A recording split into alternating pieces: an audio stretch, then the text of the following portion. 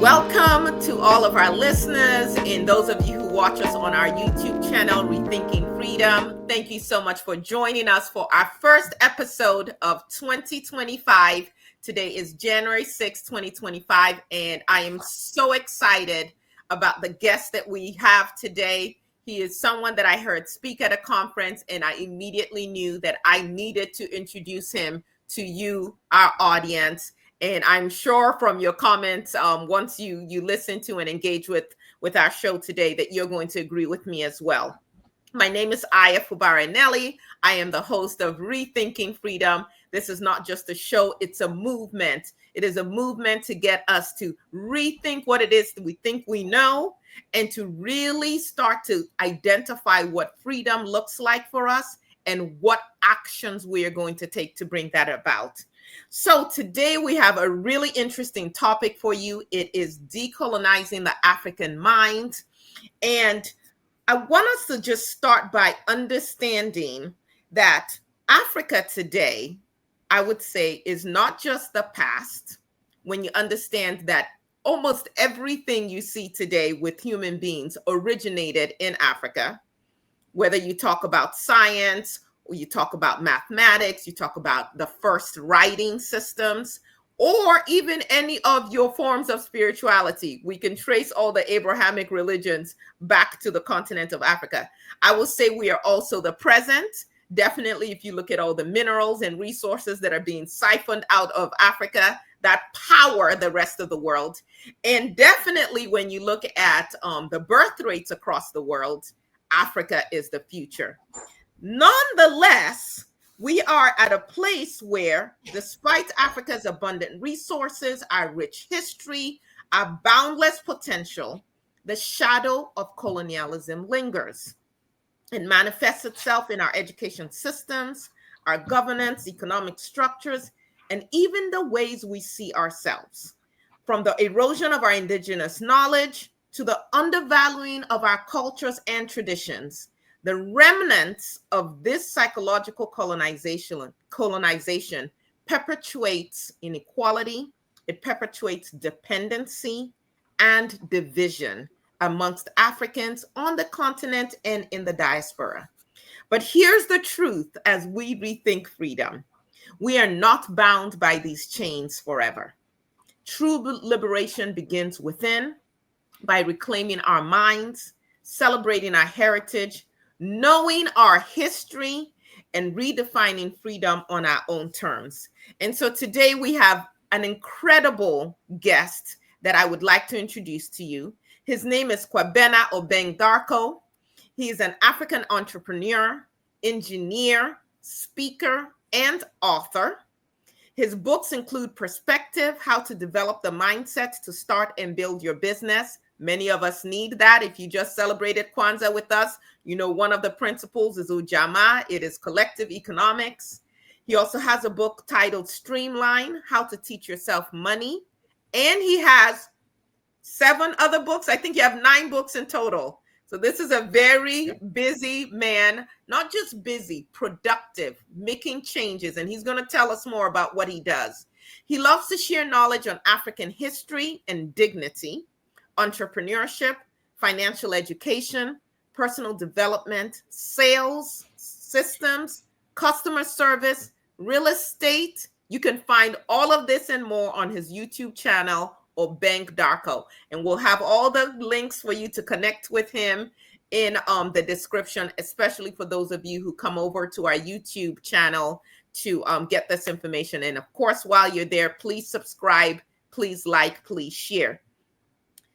Kwabena went to Opoku Ware School. He holds a Bachelor's of Science in Agricultural Engineering from KNUST and a Master's of Science in Bioprocess Engineering from UCD. His business interests, as I mentioned earlier, include engineering, construction, fashion accessories, because, you know, one thing Africans are going to be is we're going to be fly, real estate, and so much more. He lives in Accra with his wife, Marie, and their 3 children, Ya, Awura, and Kwabena. Welcome, sir, to Rethinking Freedom. Thank you. Thank you, Aya. Thank you. Thank you. I'm glad to be here. Glad that you accepted the invitation. I was so excited when you did. So let's start by understanding the foundation. Colonialism didn't just take Africa's land. It didn't just kill off millions of people in addition to the 20 million plus that now are dispersed across the diaspora. It infiltrated our minds, our culture, and our sense of self. Can you explain what mental colonization means and how it continues to affect Africa today? Thank you very much. Thank you. Thank you. Thank you. Mental colonization. You see, a man is what his mind processes. People cannot be anything more than what they know. And so if you want to control people, you control what gets to them. The knowledge available to the people is what they're expressing and working with. And so, as we know it, when the colonizers came here, they didn't just seek our physical resources, but they knew far more than the physical resources was the minds of our people. And they knew that for you to control and subjugate the people, once you take hold of their minds, once you develop a mechanism, a system to control their minds, you can control them forever. And so that is what and the way to control the next generation is go to how you educate them. Knowledge that liberates a people is light. And so when light gets into darkness, light brings understanding, illumination. And when you look at our continent and you look at the choices, the way we describe ourselves, a strong people who are strong don't use a lot of pessimism and negativity to describe their situation. People who are equipped to be free and to be self-sufficient, no matter the physical condition, speak differently. Because the weak person, one of the ways that we see people who are weak is the kind of words that they use. And when you hear many of our people talk, we are poor, we are diseased, we are underdeveloped, there are no opportunities on our continent. That is not a people who are equipped to be strong. So it's not so much the physical condition of the people, it's the mental state. And the mental state is not something that just happens. It's something that is designed, that is orchestrated, that is actually pushed on the people. And so our contact with the colonizers, with the Europeans and everybody who came here, was just to make sure that we are not a strong people so that they could use us for their prosperity. That's all. So everything that they set in place was to make sure that at least we weaken these people over time so that we could be in charge of everything that they are. And that is how if you look at the mechanisms that they use to keep slaves, it's the same. If you could keep people for 200 and something years, there was something that you made sure that they were allowed to see and they were not allowed to see. And so colonization is just information that we give to the people to subjugate them, to control them, so that they can look only up to you as the savior, as the one who has the wisdom, as the one who has the wealth, as the one that they can trust and love. And that's what you see on the continent. And so when you see the words that we use of ourselves, even our beautiful women, you look at how we dress, look at the names that we pick, look at how we are very much happy to get visa to get out of our blessed countries, and even look at how we want to just work for others than ownership. It means that something really happened somewhere. And it's not the story of Africa, because Ghana Empire ran over 1,000 years with millions of people. If they were not civilized, if they were not intelligent, if they were not self-sufficient, they could not run that. So how come after that, the people who came are people who are now seeing themselves as unless somebody gives them aid, unless they go to work somewhere, they cannot live. It's as a result of colonization. So it's a mechanism designed to make sure that the people think in a particular way by allowing a certain level of knowledge to get to them, or information to get to them. You are in Ghana. I am here in the United States of America. And I think that our listeners, wherever they are in the world, can relate to this. I know that here in the United States, Dr. Carter G. Woodson, who is the father of Black History Month, wrote a book called The Miseducation of the Negro. And in it, he clearly says exactly what you said. Once you control a person's mind, you control everything about them. You don't even have to be physically present with them, and they will still do what you've trained them to do.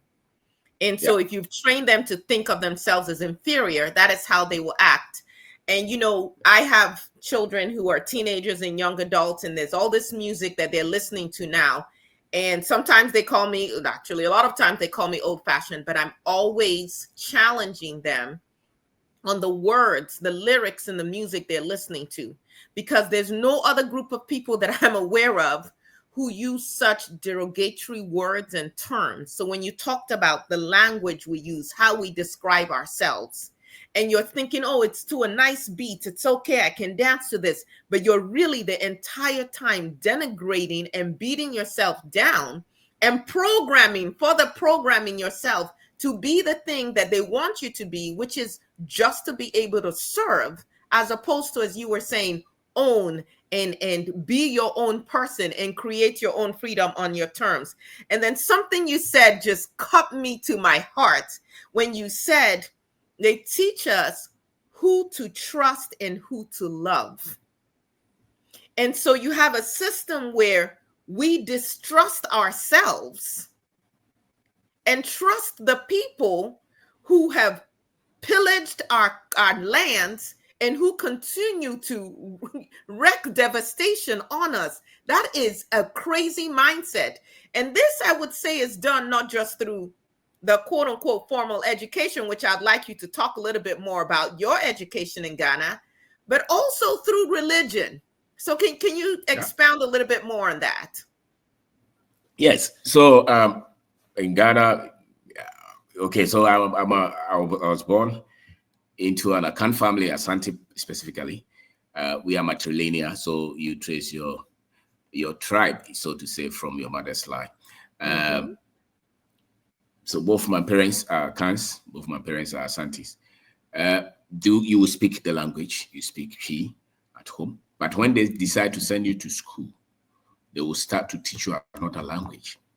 Now, if you look at the other people, for instance, if somebody is in England and it's English and is going to school, the language that the mother is speaking is the same language they are using in school.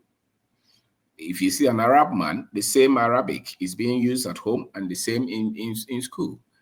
If you look at the Chinese, the same Chinese is being used at home and he goes to school. So the intelligence is in flow. The culture is in flow. We have a different situation where your language, everything that you know before 5, 6, 7 years, before you went to school, once you go to school now, you are going to learn a whole different language and for them to teach you in that language. So there's a cut of intelligence. Yes. Just by the switch of language. There is a disconnect. Yes. There's a disconnect. Yes. And as a matter of fact, what is education? Education is just equipping people to become enough to solve their problems. It's not to think and speak in English. But you go through school. You know what? You need to say that again. So often we are judging people's intelligence by their ability to speak the colonizer's language. That's right. And which is not. No language is better than the other. One is used more, so you will see it everywhere. The other one is probably not used more. But if I had to speak Chi, that stays with me forever. So if you really want to speak to me, you speak to me in that language because I connect with that. Even at this level that I speak the so-called English, in my thought processes, I'm still translating in the first language that I was born to speak. You know, the first language, my mother's tongue. So I think in that. And as a matter of fact, I think in that culture. So if I speak English and the Englishman is speaking his English, we are not understanding the same English the same way. You know, so once we have not been able to do that, it means that you are training the people to see themselves as what they have is not enough. So I go to school, my name is also, you know, I have to be given an English name as well. As a matter of fact, some of the churches will baptize you or will not baptize you until you take a name other than the African name that I was given. And so you see that almost everything that we have is not enough. Our language is not enough. Our name is not enough. The way we dress is not. If you go through the street in Ghana and you see anybody in suit and tie speaking English, they have gone to school. They And have become another person. Let me tell you, as a young girl in Nigeria, I didn't necessarily have the words, but it always baffled me to see people sweating profusely, wearing Yes. a three-piece suit Yes. in the hot African In the hot sun sun. to Yes. to be what? Or worse, for me anyway, as a lawyer, every time I see African lawyers with those stupid wigs on their head that they import, that even in England, many of the lawyers don't wear anymore except for ceremonial, events and things. But in Africa, in Nigeria, these lawyers have, in their times I've brought it up, and they are absolutely livid at me for questioning their right to wear these wigs. And I said, but is that not a symbol of colonial mentality? That's crazy. Absolutely. It is. And you see, when you program the mind in a particular way, it's very much difficult to reprogram it. And a lot of our lawyers, a lot of our doctors, a lot of our engineers really think as the colonizers, sad to say. And Africa's problem is the minds in leadership and how they think. Africa will not progress until we've been able to get a certain level of the minds in leadership who think against what they were taught. So how do we accomplish this? Because in my father's time, there were certain people who were identified as being bright by the missionaries, the colonizers, whatever.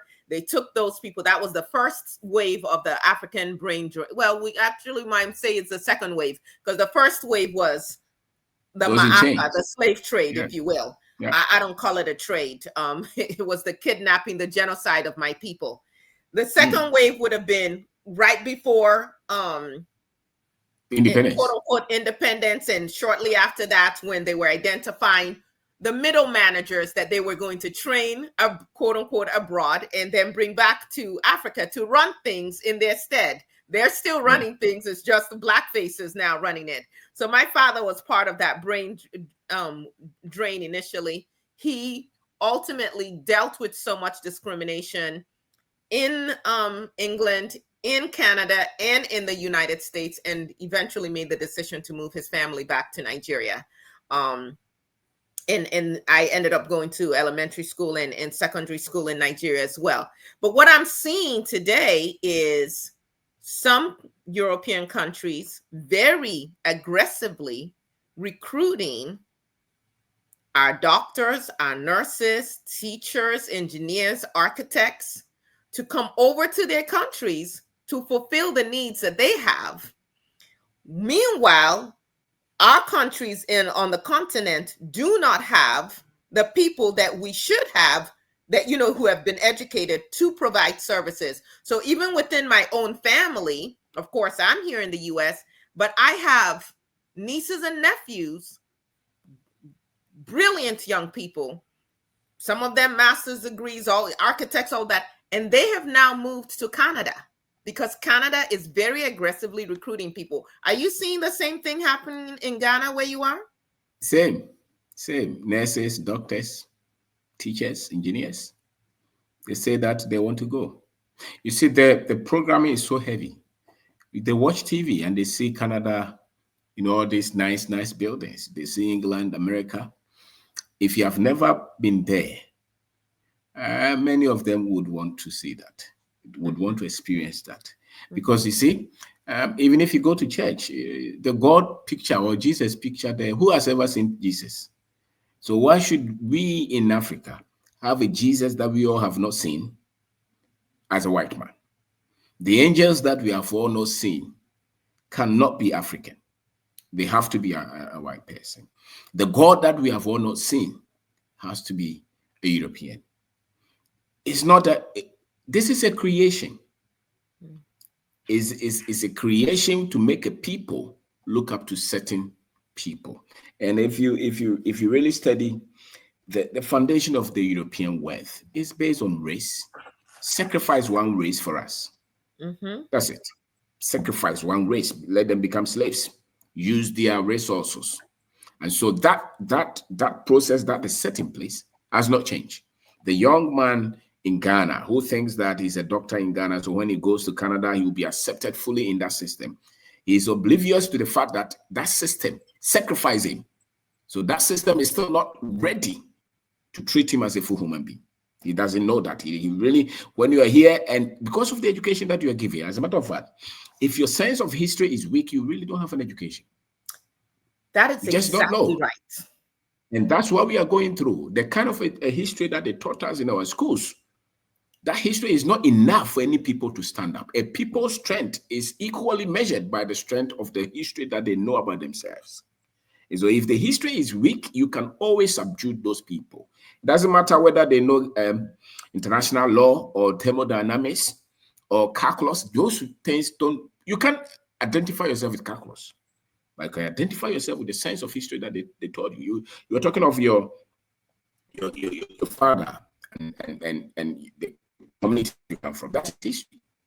And so Yeah. whenever they mention, you can, that comes straight from you. That, okay, my parents come from here. This is their tribe. This is the language. This is what my parents went through. That kind of information gives you an identity. If a people don't have strong information in terms of who they are, and they can only talk of their history from 1957 or from Portuguese coming to Ghana or building Mena Castle, slavery and colonization, those people are weak. And that's why they will continue to wear the wigs, because then they can't question anything beyond what was created for them to see. So he's here in Ghana, but his mind is not so much solid because the sense of history is not there. A lot of these great tribes or race, they will tell you, not 1,000-year history, not 2,000-year history. As a matter of fact, the Chinese are telling you 5,000-year history. The African has 10,000 or more year history that he must know. And if the African does not know that kind of history, that African becomes weak. Because the kind of history that we've been told over the last 500 years is the history that has always put the African down. And as a matter of fact, is a history that has made the African as not full human being. The Constitution of America, the first one that they wrote, Africans were not considered as human beings, as a matter of fact. We're and not much.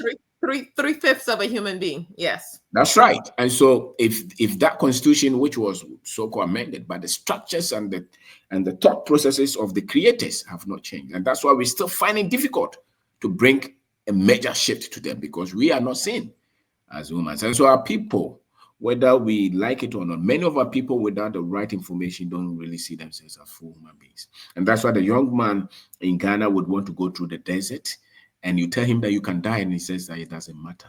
Because for him, his life is worthless until he gets to Italy. That's why the doctor, with all that he does here, in life, he doesn't, as a matter of fact, you don't see yourself as full human beings until you connect yourself to what you can do to bring better life to other human beings. And when your decisions and choices only center around your interests and your comfort, you have not developed fully. And so if you see the choices of our people, and that is what you're seeing decisions, with so many the contract, I will give it to the... No, please go ahead. Yes.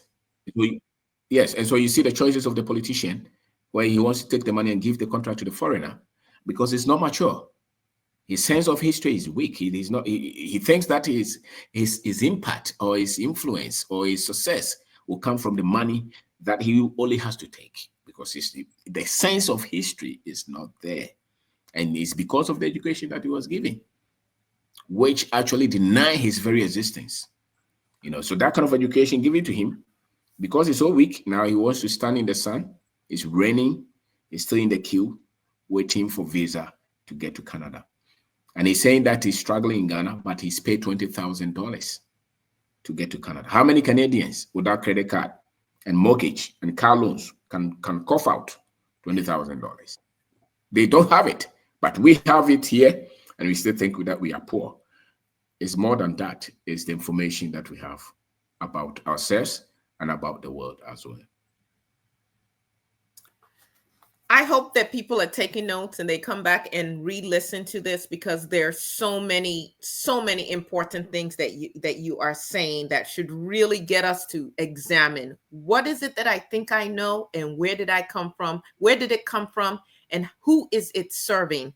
So I do want to reference a book. It's called Decolonizing the Mind by Ngugi wa Thiong'o. He's Mhm. from Kenya and initially wrote under the name James Wationgo because, like so many people, to go to school required you to take on a name by the colonizer. Now we willingly do it. I see, people across the continent with children's names Sheila and Kelly and Grace and Mercedes and all that. And I said, what happened to our indigenous names? But this is what he says in this book. He says, but the biggest weapon wielded and actually daily unleashed by imperialism against the collective defiance is the cultural bomb. The effect of a cultural bomb is to annihilate a people's belief in their names, in their languages, in their environment, in their heritage of struggle, in their unity, in their capacity, and ultimately in themselves. It makes them see their past as one wasteland of non-achievement, and it makes them want to distance themselves from that wasteland. So, how do we turn this around? How do we turn this How do around? we? Because when you were telling me that you think in your mother's tongue, and then in your head you're translated into English, there are times when, even though I studied here in the United States, I am thinking in a different language, and then I'm trying to find the words in English, which somebody might say, oh, does she not know what she's talking about? No, I'm trying to make this connection. But what I'm seeing now are Africans who don't speak any African language at all. And certainly for those of us who are out here in the diaspora, many of us are not teaching our children the languages, and our children may actually even be resistant to learning the languages, again, because of this concept, this erroneous concept of Africa. So how do we begin to change this? And if you don't mind even going into some of the things that you're doing as an engineer who could go get a visa and go somewhere else, but you are choosing to stay in Ghana. How do we change this? What do we need to be doing differently? All right. You see, look at the prominent and big churches in Nigeria, in Ghana. Mm. They all speak English. And as a matter of fact, they say that they are international and global churches. Now, a lot of our people are in these institutions. One of the biggest pushback, if you want, has come from these modern day denominations, where their sense of their Africanness has been so weak that they think the faith is the culture. So they have practiced their Christianity. Please repeat that again so that people really catch that. You said their So faith. they think that their faith is their culture. And so when they adapt the Christianity, so-called Christianity from the Europeans, now they have to wear suit and tie, speak English. Some of them even do their hair so that their hair texture will look like the European. And those people are the ones who are giving their children all these grandiose English names, And they have really, over the last 50 years, have done a lot of damages to the African heritage, African sense of identity. And it's not only in Nigeria, it's in Ghana as well. The Pentecostal charismatic. All denominations did the same. They planted the seed. The Catholics, the Basel, the Methodists, they did the same thing because they came with the European culture. They came with the European identity. And what we don't know is that even though they came with some Bible, they came to dominate. And they really did not. That's what they came to do. And so Desmond Tutu says they came with the Bible, told us to close our eyes and pray. We closed our eyes and prayed. And when we opened our eyes, we had the Bible and they had the land. Yes. And that's what they have done. And so now you have a lot of these educated people, those who say that our children don't speak the local language. It's because when you go to school, We are constantly being told to become polished and civilized, and that means that become like the colonizer. You go to church on Sundays, it's the same. Go to any small church in any village in Africa. The pastor is not so much educated, but he's speaking English with 3 members, and then they are translating that. And so constantly there's a cultural annihilation, and they think, and they don't see any worth in our heritage. And at the same time, they are looking at how do we lift our people from poverty and all these situations. You cannot lift the people up until they see themselves as confident and capable and complete. And where else do they see themselves as capable and complete except in the identity? The culture, any people who are strong and able to fight and stand up is because they believe in themselves and they believe in their heritage, they believe in their language, they believe in their culture. If you cut the root of the tree is nothing. And the culture is the protection. The culture is the education system. The culture is everything that protects the people from destruction. And what we have seen is that they've been able to dissociate. That's why they attack the culture. So that's why the colonizers.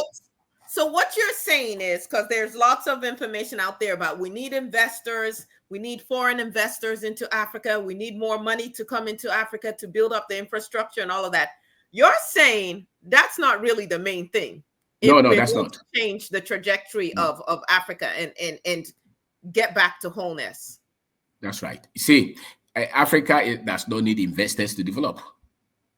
Africa needs Africans who are confident and knowledgeable in their African heritage to stand up, because the resources are here. Africa does not need money from anywhere. It's because they told us that we're not enough. That's all. That's why any young man in Nigeria, in Ghana, if they get this kind of information, you don't give them any capital to start, they will start and jump and build something. Go back 10 years, they have built an industry. Because everywhere that you plant anything, it germinates. You go anywhere, you can have water. There are people everywhere. These are the resources.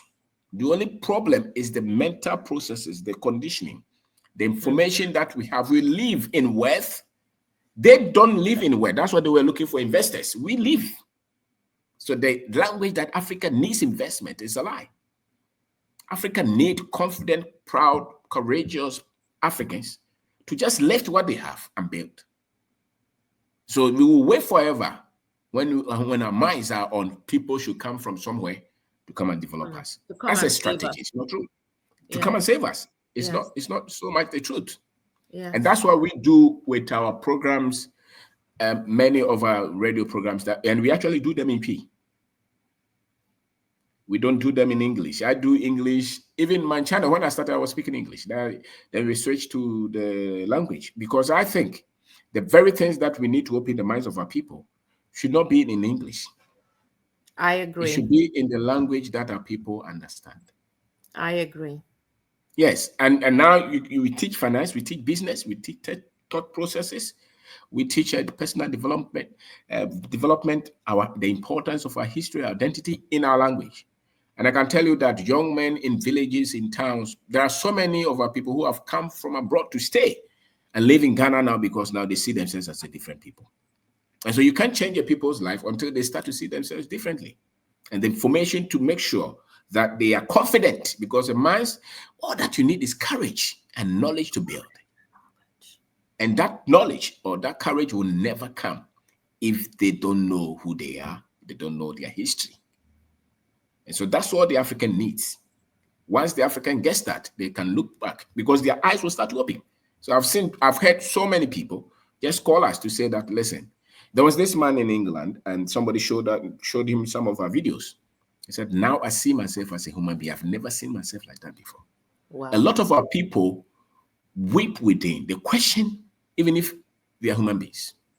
I tell you, based on the information that we have and the European hegemony that we live in, many Africans, without this knowledge, don't see themselves as human beings. And that was the design.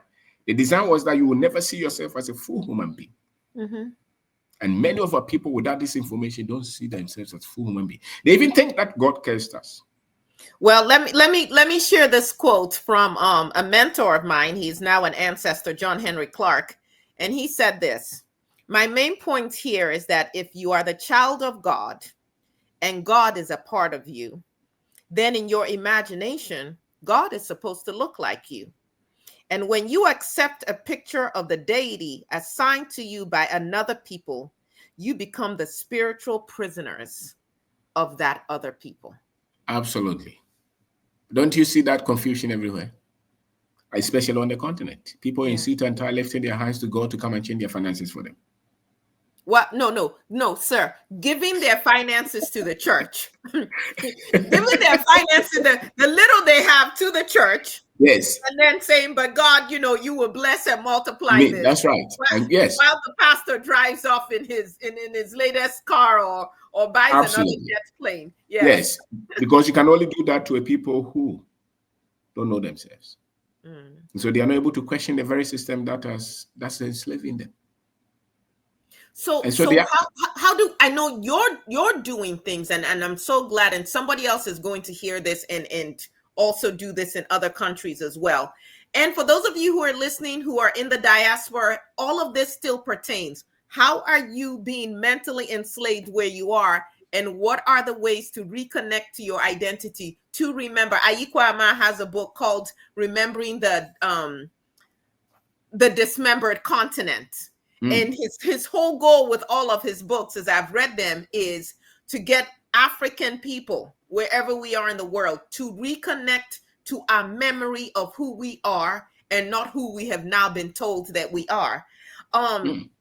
So there are people who are going to watch this who are going to say, yes, I have some knowledge and I need to start offering this to others in our language. I know that in the school that we've adopted in Opobo, we are hiring an Ibani teacher. We've already been doing Ibani lessons in the library that we started, because Ibani is the language of the people there that was going extinct because we weren't speaking it.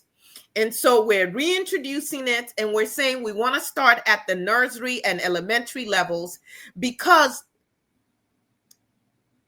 there is power in language. There's power in words. When you talked about going to school and we're learning about scientists and philosophers who don't look like us, we actually have philosophy embedded in our language.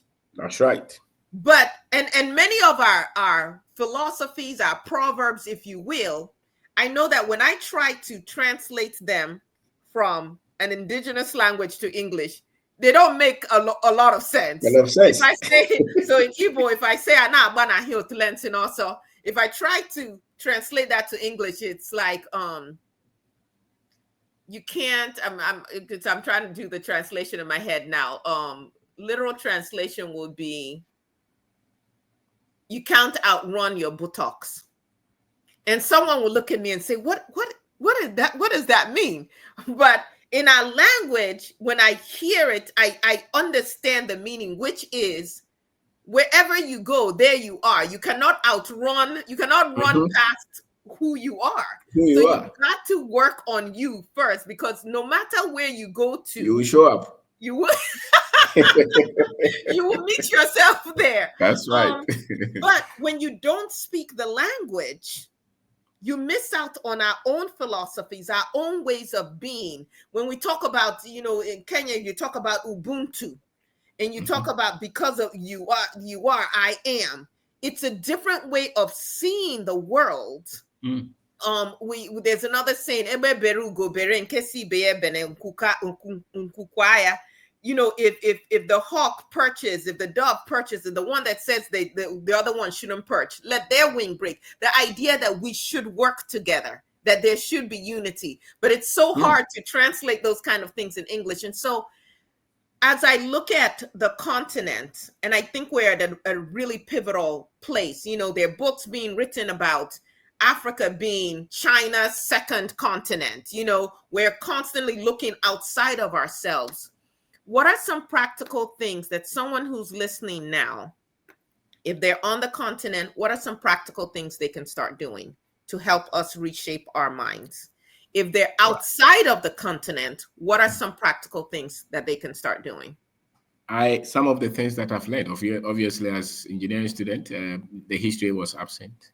Yes. Even those who were studying history were studying, Greek history. Aristotle Isn't and all that those. crazy? It's When I crazy. went to school in Nigeria, we read more Shakespeare than we Yes. read indigenous Nigerian Yes. or African writers. Yes. It's because the education is still colonial.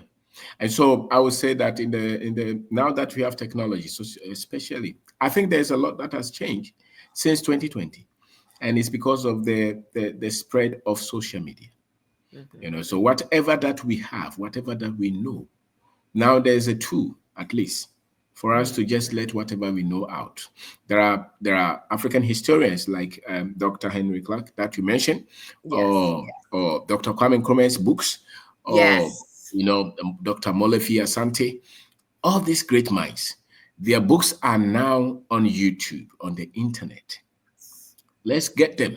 Nobody will teach us that history. The history that they are teaching us cannot free us. That history will make sure that we continue to be servants and slaves. The history that will free us is the history that the Africans who love Africa have written. And that history, I think, once you get them, and you don't have to master, just a little start to teach. Because many of our people, independent of their professional level of education, don't know. And you can see those in our choices. So we have prominent people in politics, in religion, in everywhere, in science labs, who are asking questions. Where is the solution for Africa? The solution is in us repairing the minds of our people. And that will come from our little knowledge that we have about history. So any little that you know, make sure that you teach somebody. So You don't have to. start with the history and teach That's someone it. the history. Yes, Yeah. teach. Yes, learn it yourself. Read. Just take time, maybe 30 minutes every week. African history beyond slavery and colonization. You'll be shocked. You'll be shocked how much you know, because those kind of knowledge, we live in them. We just not put them. I mean, they are not in constructive form, but we all know them, and we are all asking these questions. What is wrong? What is wrong? That's why there's this carpenter who follows what we do. And now he's reading history books, and he calls me to show me what he has found. Wow. He's a carpenter. Wow. He's not a graduate. Wow. So every one of us, once we can read and write, and it doesn't have to even be in English, any other African language, just teach, learn. So this young man listens to us and he teaches what we learn, what we teach. In Tamale, that's the northern part of Ghana, in the Dagwani, which is the Dagomba language. So every one of us, wherever we are, whether it's Swahili, because it's the same problem for almost everyone, all of us. It is. And it's not only Africans on the continent. It's in Jamaica. Yes. It's in America. It's in Brazil. Everywhere. Yes. The history that will empower us, they have deliberately questioned that. And so many of our people don't think that we ever did anything. And the moment you start to find out, you start to put the lines together, you see that, no, these people have tricked us. And you will now see that probably you are enslaving for no good cause for them. And so if you're a doctor, you start to think twice. You start to say that, no, then I have to go back and do something for my people. I think that the moment anybody gets this kind of knowledge, you become sober. You become humane. You start to connect with who you really are. And when you come, you will be selfless and not lift yourself above us. Yes. Any African who lifts himself above the other Africans and tells us that the standard is the American standard, is the British standard, is an African who does not know who he is. Once you know who you are, you start to see the wisdom in our culture, in our language, in our heritage, and you start to see the need to learn. Sometimes I tell the Africans that you don't come here to say that I'm coming to help Africa. Africa does not need your help. I'm so glad that you said that. I've talked to quite a few Africans here in the United States who, and when I say Africans, I'm saying anyone who is of African descent who are planning to repatriate, to go back to Africa. And I say, but you know what? Don't come with the same mindsets that some people came with when they moved back to Liberia, where it's because of your proximity to whiteness, you feel like you have something, you're better than the indigenous people, and you're going to come and save them. You're going to come and help them. Actually, Africa has a whole lot to teach the world, and That's right. it's constantly doing so, even though we don't get the credit. That's right. And so once you come to say, I'm coming to learn, you will Mm, learn. As a matter of mm, fact, you come to feed. You go to your mother to feed. You know, of course, there will be something that you will do, but you do it with some kind of sobriety, not with yes, arrogance, and yes. not with and everything that we do. If you come without the history and the consciousness, you see, there's the difference between the culture and the consciousnness. The Hmm. consciousness is where you are equipped with data beyond what the colonizers have pushed on us. As in, that's why somebody who's schooled in America, for instance, will come to Ghana and say that, I know in America this is it, and they're always talking like that, as if the other one who went to school here does not know much. And of course, the other one who went to school here, if he's not equipped, will still, lower themselves and look up to this other. Meanwhile, you have lived here. You have things that have worked. There's something that you know that the other person coming does not know. So when I go to another environment, I don't go there to teach them. I go there to learn. But unfortunately, the colonization will make you come here and say that even though you have not stayed here and learned anything, but you have the master key to bring solutions. And that's why you see a lot of these IMF and UN, all these organizations trying to say that we want to go and help the Africans to structure the economy. 50 years, we have not been able to do it because you can't do it. It takes the knowledge on the ground to bring the solutions. So once you come with respect and trust and love and dignity, then we can work together. But if you I. come to say that I know everything Mm, and you don't know how to, that's why many people come here to do business and they go back because they think that we don't know anything. And they think mm-hmm, that the standard should be one way. It should be the mm-hmm, American standard. It should be the Canadian standard. No.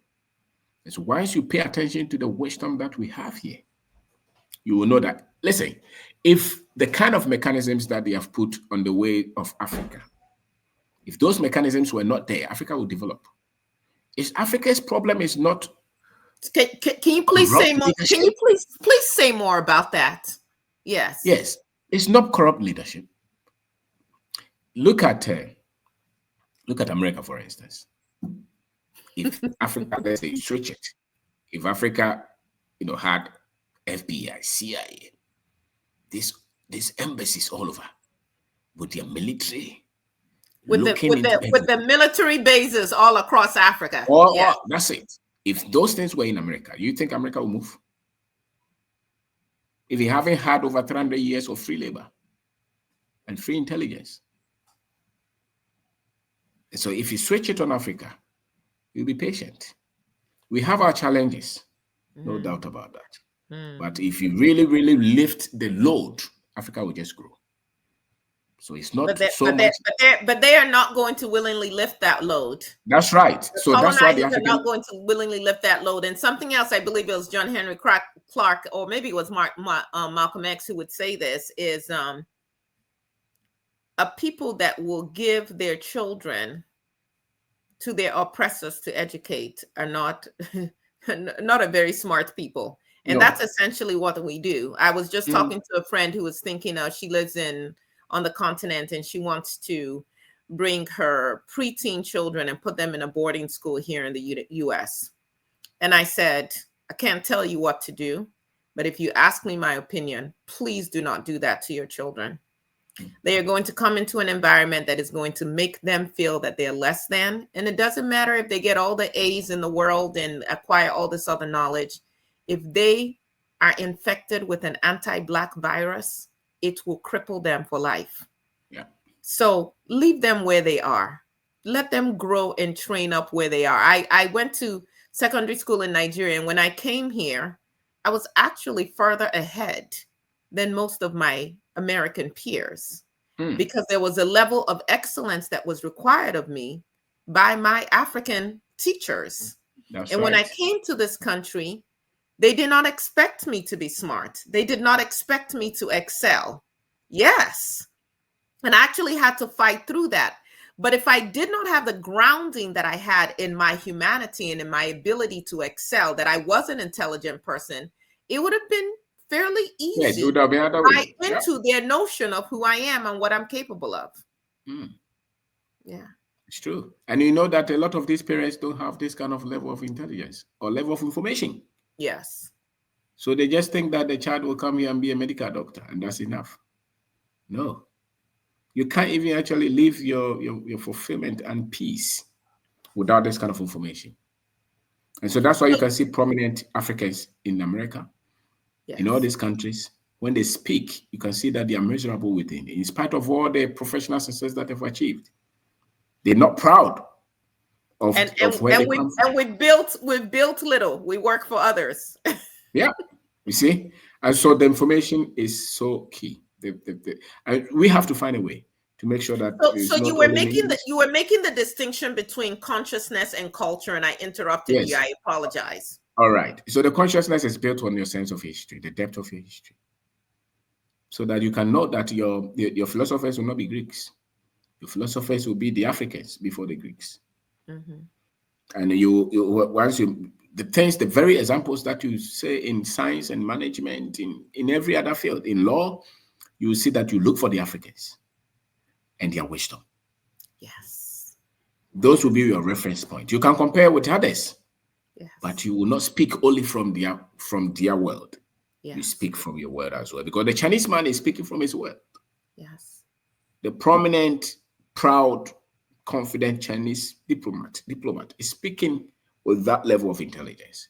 Yes. Pick the other African who has not studied anything, and the words that will come from their mouth will be, they will quote all these other great but non-Africans, because the consciousness is not there, even though it's educated. The culture is really who we are, the beauty, and we cannot build until we understand the culture of our people, our way of life. But the culture, just as you can pick any young man in Ghana and he knows a certain level of Ghanaian culture, but for him to get the consciousness, that will mean that he has to intentionally go and study the history. So when you talk about studying the history, are there any particular books that you would recommend to anyone who's watching or listening to us right now? Yes. There is a History of Africa by Molefi, Professor Molefi Asante. I think it's a great book. Yes. All of us should get it and read it. All of us. The ones that I have read, there is a let me see, Chancellor Williams' book. Chancellor Williams, The Destruction of the Black Civilization. Yes. And there is another one that I read. There is this preacher in America that I read his book, Race, Religion, and Racism. Frederick Casey Price. Okay, haven't heard of him, but I will look that up. That's why we do this. Intense study on race, on racism, and on religion. We should study it.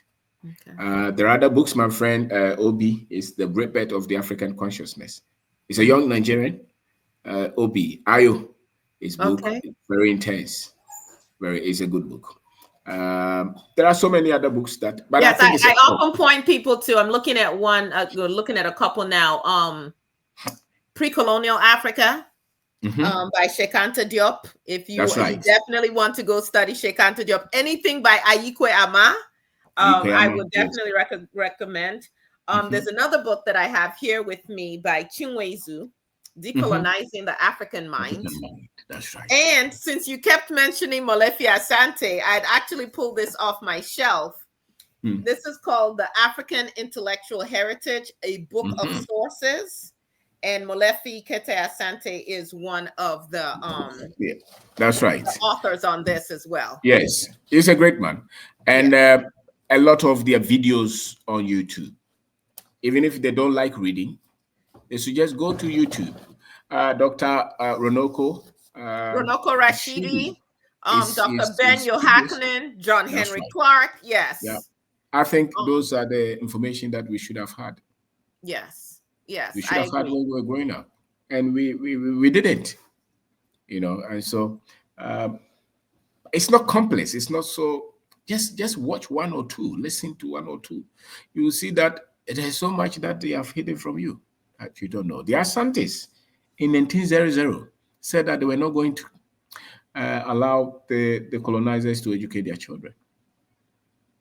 Asante fought all this while from the 16th or 17th century up to the 19th or the 20th century. 1900, they said no. And I have to apologize. We only have a few minutes, but I have to apologize that my people, under the leadership of King Jaja of Opobo, were actually convinced to go and fight with the British against the Ashantis. So Yes. my apologies, but this is where that lack of consciousness and that division comes into play. Now, of course, after they helped the British defeat the Ashantis, it turns around that King Jaja became a thorn in their flesh because he was striving for independence, did not want to use middlemen who were siphoning off quote unquote profits. And so they ended up kidnapping him from Opobo, taking him to Ghana. They had their own courtroom with just their own judges and their own lawyers. They found him guilty and they deported him. And he ended up dying. He was taken to the Caribbean, and on his way back, supposedly, he died. There's also some people argue he was poisoned before he could come back. So I apologize for the role that my people played. It's not only your people. Before they could overcome, they brought some from almost everywhere.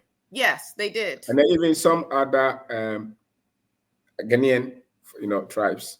Yes. All had to come together to make sure that. And I was listening to somebody talk, a British man talk, and the way they speak their history. That's why the African must learn their history.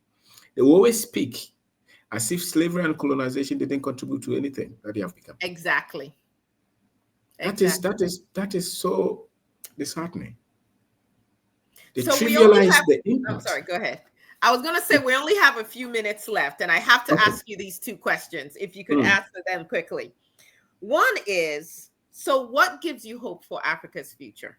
Given the issues, the lack of consciousness that is so rampant, unfortunately, across the continent, what gives you hope? What gives me hope is that we have a young generation, and it took them 400 and something years to do what they did, and they continue to do. The good thing is that we are being enlightened, and our population is still, on the good side. So give us 50, 100 years. A lot of us will come up. You will not just get 1, 2, 3 committed, intelligent Africans. You get millions, and that will spark what we are looking for. And they will not everything that has beginning has an end. It will not be forever. And so that's why we have to look. And so if you are short-sighted, we say that there is no hope. But if you think beyond 50, 100 years, you see that it will be a whole different thing. Thank you for that. If you look at London now, it's changing. Look at New York. It's changing. Can you add 50, 100 years to it? Yeah. There are more people with our skin color than there are more with the colonizers. They're just about 5-10% of the world's population. And they are only 10% of the world's population. Yes. That's right. And so in 100, 200 years, it will not be the same. And we need to hold on to that. Yes. So one last question for you. For those of you here in the US, here's a book that I'm going to offer you. It's called Lies My Teacher Told Me: Everything Your American History Textbook Got Wrong. There's a reason why they're banning books in the United States of America. They don't want you to know the real history, because then you can be controlled in a certain way. So, sir, I always ask all my guests this question. If you can answer it in about 30 to 45 seconds, that would be great. How do you define freedom? Freedom is who you are. It's who you are. It's being who you are, expressing your greatness. Without it, you can't live to your fullest potential. So freedom is actually something that you have to become. It's a desire. Wow. And it's the definition of worth. That's freedom. Freedom is the definition of wealth. Thank you so much. I know this has been an enriching time for all of you, because it has been for me. I'm going to go back and listen to this. I'm so glad we are connected. I will be watching your channel. I want to thank all of our listeners and all of our viewers. Please like, subscribe, share the channel. Please go visit his channel as well. Support the great work that he's doing, and go pick up a book and read. Thank you all for watching. Thank you for being with us today. Thank you, sir, for being our guest today. Thank you, Aya. Thank you. Thank you.